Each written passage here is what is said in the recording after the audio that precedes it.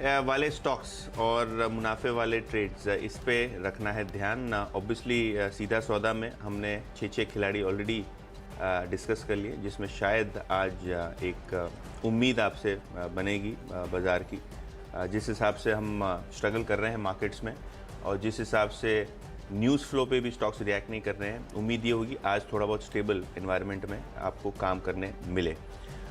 6 stocks तो हमने discuss कर लिए हैं, उसके बाद जो 4 स्टॉक्स हैं बचे हुए उसके बारे में बताएंगे। लेकिन एक अहम डेवलपमेंट नीरज जी येस्टरडे हुआ है, वो है एक बड़ा मर्जर। क्रॉम्पटन कंज्यूमर और बटरफ्लाई गांधीमती, ये दोनों कंपनी अब मर्ज होने वाली हैं और आपके पास अगर 22 शेयर क्रॉम्पटन कंज्यूमर के हों, उसके सामने 5 शेयर बटरफ्लाई गांधीमती के रेशियो के हिसाब से ये पूरा मर्जर प्रोसेस कंप्लीट हो जाएगा। देखिए, क्रॉम्पटन कंज्यूमर की बात करें तो ये कंपनी, अगर आपको याद है तो ये पंखे बनाने में बहुत बड़ी कंपनी है। इसके अलावा काफ़ी सारे इनके इलेक्ट्रिकल अप्लायंसेस जैसे कि गीज़र, बहुत सारे इलेक्ट्रॉनिक प्रोडक्ट्स ये बनाते हैं कंज्यूमर साइड पे, जो अपने को रोज़मर्रा की चीज़ों में लगते हैं। थोड़े क्वार्टर्स पहले कंपनी ने एक एक्विजिशन अनाउंस किया था बटरफ्लाई गांधीमती का, और butterfly Gandhimathi home appliances, mixer, grinder, बहुत सारी चीज़ों में कंपनी इन्वॉल्व है। ऑब्वियसली क्रॉम्पटन की बात करें तो ये नॉर्थ और वेस्ट इंडिया में काफ़ी इनका डिस्ट्रीब्यूशन नेटवर्क बड़ा है, और बटरफ्लाई गांधीमती की बात करें तो ये साउथ बेस्ड प्लेयर है जो अप्लायंसेस और ग्राइंडर्स में बहुत बड़ा है। तो ये दोनों कंपनी का अब मर्जर होने वाला है। मर्जर से ऑब्वियसली सिनर्जीज बनने वाली हैं। कोई पर्टिकुलर आर्बिट्रेज दोनों कंपनियों में नहीं है, क्योंकि जो मर्जर रेशियो है करीब मार्केट प्राइस के आसपास ही है। लेकिन क्योंकि ये मर्जर की अनाउंसमेंट मार्केट में एक्सपेक्टेड थी, तो ये कंपनी ने एग्जीक्यूट कर दिया है, जिसके कारण आज दोनों ही स्टॉक्स फोकस पर रहेंगे। इनफैक्ट यहाँ काफ़ी सारी ब्रोकरेज रिपोर्ट्स भी आपको दिखेंगी जो आज सुबह आई हैं।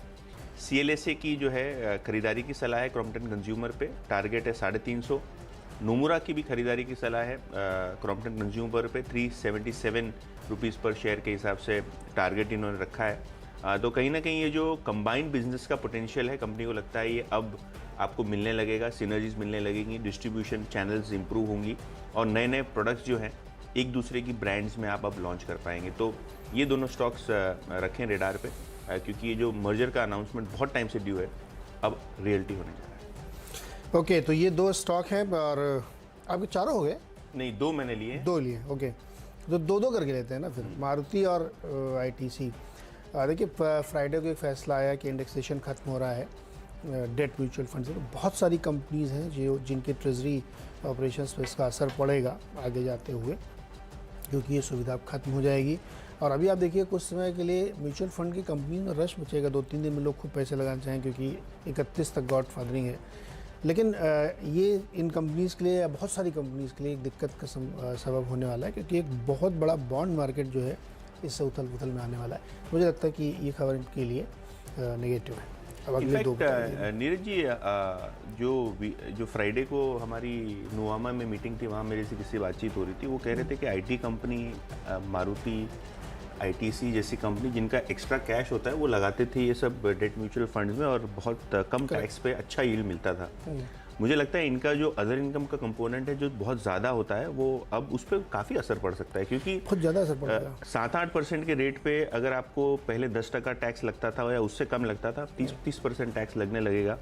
तो बता दें कि मनी कंट्रोल पर दिए गए विचार एक्सपर्ट्स के अपने निजी विचार होते हैं। वेबसाइट या मैनेजमेंट इसके लिए उत्तरदायी नहीं है।